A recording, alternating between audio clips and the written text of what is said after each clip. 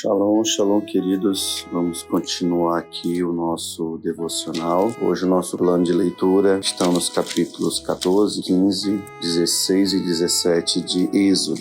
Amém? Queridos, quero destacar aqui o momento em que Deus ele vai preparar o caminho para o seu povo, para que eles possam passar pelo mar. E nós vemos aqui a grande vitória, o grande feito, né? A grande imponência e magnitude do poder de Deus, em detrimento das limitações humanas, aquilo que o homem acha que pode, né? Como Faraó achava que, por ser rei, ele era uma divindade absoluta aqui na terra. E Deus mostra a sua grandiosidade, né? E o povo passa, né? Deus dá vitória e Faraó com seus exércitos, né? São vencidos ali no meio. O anjo do Senhor atrasa ali a chegada deles próximo do povo de Israel. E quando o povo passa pelo mar, né? Pelo meio do mar, o anjo do Senhor, né? Junto com as manifestações sobrenaturais, né, do Senhor, como na coluna de fogo e na nuvem, e ele meio que alvorotou, né, o acampamento, atrasando, né, ele trouxe ali uma situação, e isso atrasa um pouco a chegada deles ao povo de Israel, e quando eles chegam próximo, ou melhor, ao centro do mar, né, diz o texto, que eles são, na verdade, ali, eles são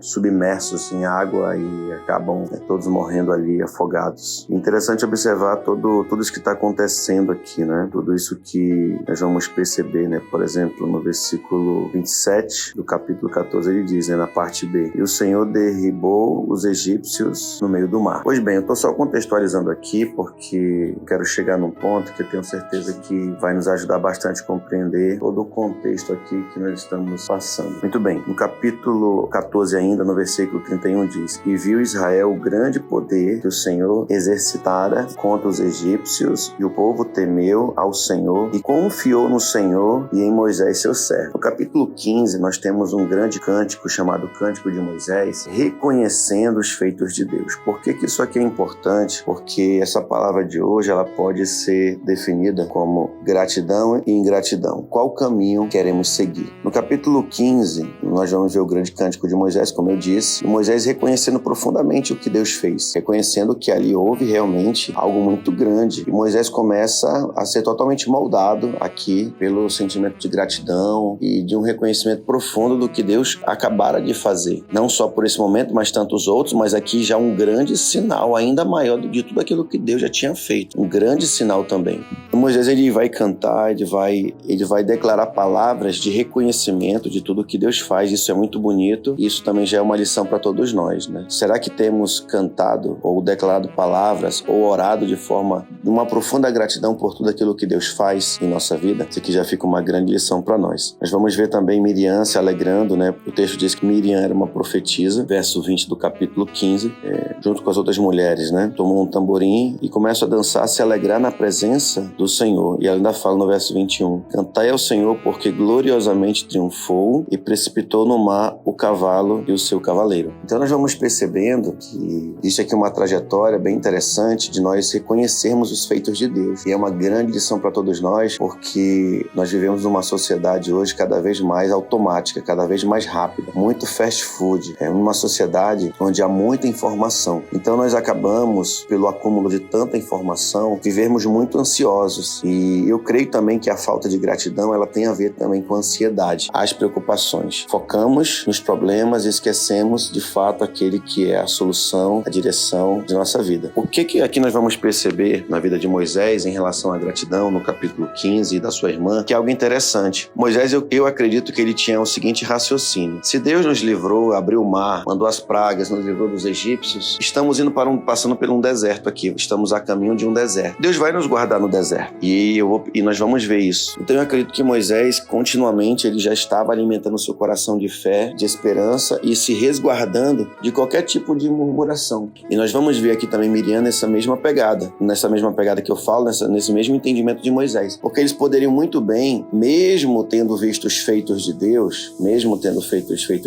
já se preocupar com amanhã, dizendo assim, poxa, Deus abriu o mar, beleza, mas será que amanhã ele vai continuar fazendo? Ele não permitia que esse tipo de raciocínio tomasse o seu coração. Não que necessariamente Moisés talvez pensasse assim, mas nós somos levados levados sem perceber, e isso é muito sutil, de talvez já começar a nos preocupar com o amanhã, nos preocuparmos, né? Como vai ser, poxa, tem uma situação amanhã, e agora? A gente já começa a pensar dessa forma, poxa, tem que resolver uma situação amanhã. Então, eu não sei se você consegue pegar isso, mas você precisa tomar posse disso, porque Moisés acabou de ver um feito de Deus, e ele sabia que ele estava indo para o deserto, mas ele tinha essa convicção de que se Deus me livrou agora, Deus vai me livrar amanhã, Deus vai nos sustentar amanhã. Se Deus fez tudo isso, por que ele não nos sustentaria? E talvez, ainda que viesse um sentimento talvez sutil de dúvida com o amanhã, Moisés automaticamente estava preocupado em agradecer hoje. E eu acredito que um grande segredo da gratidão é não se preocupar com o amanhã e agradecer hoje, desfrutar hoje, viver o hoje, no sentido de reconhecer, de agradecer, embora talvez amanhã exista um deserto que nos preocupe, mas eu vou focar na minha gratidão hoje, porque eu sei que um amanhã o Deus estará aguardando, né? Muito bem. Aí o que eu quero destacar aqui, ainda no capítulo 15, é o versículo 22 ao 27 que eu vou ler e vou explicar para você aqui, que é algo muito interessante. Verso 22 em diante do capítulo 15. Fez Moisés partir a Israel do Mar Vermelho, porque eles já tinham acabado de passar pelo Mar Vermelho, né? E saíram para o deserto de Sur. Caminharam 3 dias no deserto e não acharam água. Afinal, chegaram a Mara, todavia não puderam beber as águas de Mara, porque eram amargas. Por isso chamou-se-lhe Mara. E o povo murmurou contra Moisés, dizendo: que havemos de beber? Então Moisés clamou ao Senhor, e o Senhor lhe mostrou uma árvore. Lançou a Moisés nas águas, e as águas se tornaram doces. Deu-lhes ali estatutos e uma ordenança, e ali os provou. E disse: se ouvires atento a voz do Senhor teu Deus, e fizeres o que lhe é reto diante dos seus olhos, e deres ouvido aos seus mandamentos, e guardares todos os seus estatutos, nenhuma enfermidade virá a ti, das quais enviei sobre os egípcios, pois eu sou o Senhor que te sara. Então chegaram a Elim, onde havia 12 fontes de água e 70 palmeiras, e se acamparam junto das águas. O que eu quero destacar aqui é algo bem interessante. Deus, ele está sempre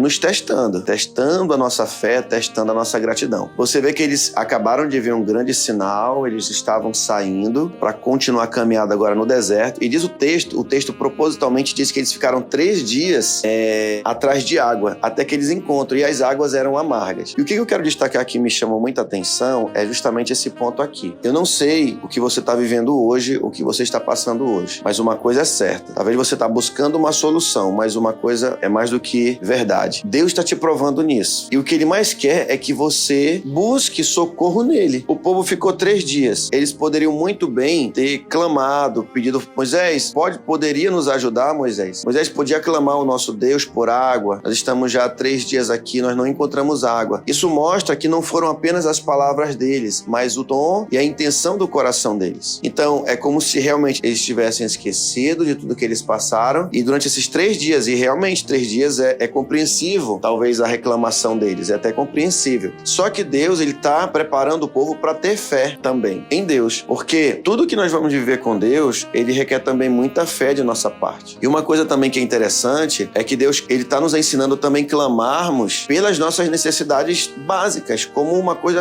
aparentemente simples, embora não é simples, mas aparentemente simples, como a água. Então Deus quer que nós venhamos clamar e não murmurar, vendo a nossa necessidade. Então muitas vezes a gente espera chegar no extremo de uma situação para que a gente possa nos indignar, por exemplo, ficarmos indignados, e aí começarmos a murmurar, reclamar, abandonar o Senhor, sermos indiferentes com o Senhor. Então Deus quer que nós venhamos a... Eles não precisavam caminhar 3 dias para atrás de água, eles já podiam nos primeiros dias já pedir: Senhor, nos ajuda, estamos já um dia nessa caminhada, nos mostra onde nós podemos encontrar água. E Deus propositalmente, queridos, olha só, fizeram com que eles encontrassem água. Encontraram água, mas encontraram águas amargas. Deus estava testando eles de novo: vou dar água amarga para eles, vou ver o que eles vão fazer. Aí foi a gota d'água para eles. Então muitas vezes alguma situação nos acontece aparentemente de ruim, é Deus nos testando de fato, mas não para sair murmuração, mas talvez para dizer: Senhor, poxa, encontramos água, não é a água que nós queríamos, nos ajuda, Senhor. Mas a gente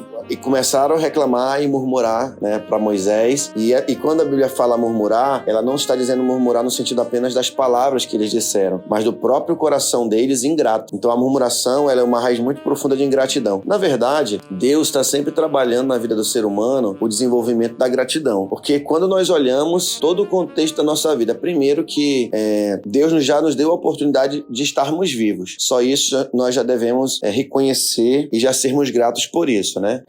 Nós não temos controle das coisas, da existência. Então tudo na vida requer uma atitude de fé. Então eu tenho que ser grato. Por mais que alguma situação específica possa até me trazer tristeza, eu tenho que aprender a ter um olhar mais amplo. E eu não estou falando isso como se isso fosse fácil. Isso não é fácil, gente. Isso é muito difícil. Por quê? Porque é mais fácil nós acreditarmos e aceitarmos aquilo que nós estamos vendo. A gente não consegue pensar que existe alguém, e esse alguém é Deus, que está no controle, que talvez esteja provando para desenvolver fé e gratidão no meu coração. Talvez eles pudessem, você vê que é só Moisés e algumas mulheres que agradecem e exercem cânticos de gratidão a Deus. E o restante do povo? Todos murmurando, todos não percebendo a grandiosidade de Deus. Talvez o povo naquele momento que 3 dias com sede ainda encontram águas amargas, poderiam dizer: Senhor, eu quero te agradecer, te glorificar por tudo que o Senhor tem feito a nós até hoje. Senhor, eu sei que Tu és um Deus, Pai, que nos protege. Hoje encontramos águas amargas, não é a água que nós gostaríamos de beber. Senhor, provê a nós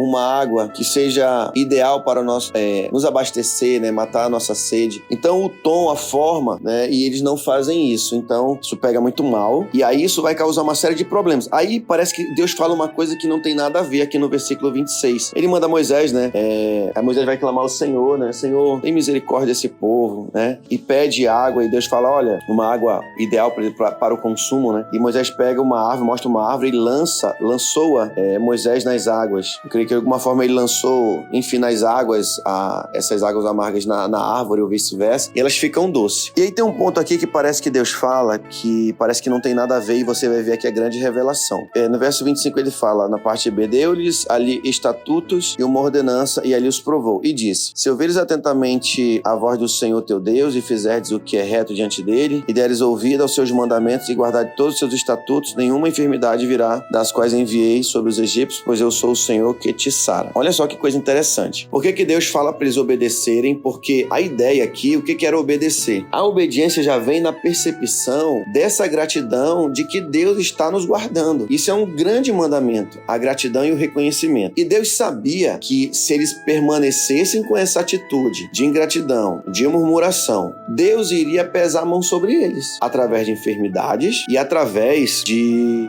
tantos problemas que eles iriam passar, e talvez até a própria morte. E Deus faz um alerta, olha, se vocês querem ter saúde e viver bem aqui no deserto, sobreviver ao deserto e passar por essa longa caminhada, sejam gratos, obedeçam os meus mandamentos. E o que seria o obedecer? Era entender já aqui de cara que Deus não estava fazendo aquilo porque queria o mal deles, era tudo pro bem. Mesmo que talvez em algum momento eles passassem por escassez, eles iriam clamar e fazer esse exercício de confiança em Deus. Então as dificuldades que o povo estava passando eram exercícios de crença, exercícios para que eles pudessem acreditar. E a nossa vida hoje é assim, tudo que nós passamos são exercícios para nós treinarmos a nossa confiança. Assim como um exercício para o corpo deve ser diário, em contínuo e constante, a nossa fé todos os dias ela é provada e nós devemos exercitar a nossa fé todo dia, porque senão a gente deixa de acreditar, né? É como aquela pessoa que se exercita uma semana, passa um mês sem se exercitar, sem cuidar da alimentação, ela volta à estaca zero. Então, o que ela deve fazer para manter continuamente, né, estar fazendo exercício para manter a forma, manter a saúde. Da mesma forma é a fé. As circunstâncias, preste bem atenção, as circunstâncias que nós vivemos são exercícios de fé. Então, por isso que Deus fala, olha, se vocês não ouvirem atentamente, né, vão vir enfermidades sobre vocês, porque o Egito não foi grato comigo. Eu fiz tantos sinais, tantas maravilhas, abençoei o Egito por meio de vocês, e o que eu recebi dos egípcios? Total ingratidão. E aí, por isso que Deus vai fazer esse grande alerta, e eu quero trazer isso para você. Então, o que nós podemos aplicar aqui? Que tudo que nós passamos, que nós estamos vivendo, ainda que possamos provar águas amargas, ainda que talvez venhamos caminhar 3 dias no deserto, talvez aqui um símbolo das nossas caminhadas nessa vida. Eu digo para você, tenha um tom de gratidão. Reconheça Deus nas pequenas e nas grandes coisas que Ele faz. Porque se nós não reconhecermos Deus nas pequenas coisas, nós não vamos reconhecer Deus nas grandes coisas. E o que seria as pequenas coisas? O próprio Moisés, que